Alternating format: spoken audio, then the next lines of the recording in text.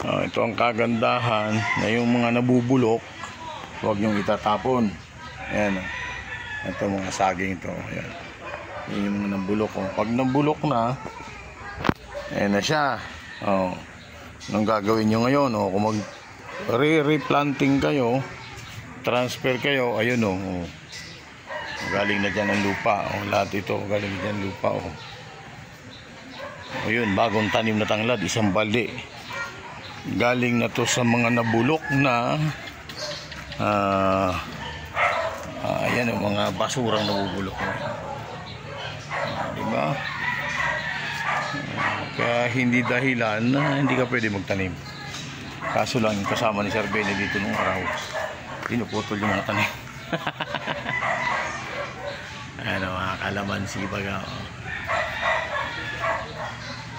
May mga bunga. Sir Ben, ilang taon na tong kalamansi mo? Taon na, no? Kita mo, hindi ka nabibili, kahit maliit lang siyang mga bunga, ay kung pang timpla-timpla mo lang, ayan.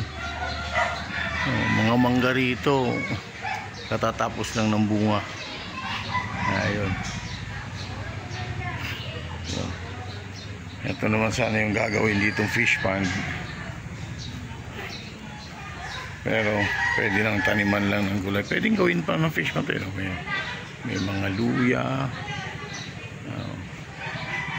saluyot, yun, talbos ng kamote, yun. Diba? Ayan, ang okay, yung mga basura, ipunin nyo lang dyan, yung nabubulok tabunan nyo para hindi lalangawin. Yun, may pakinabang na. Okay.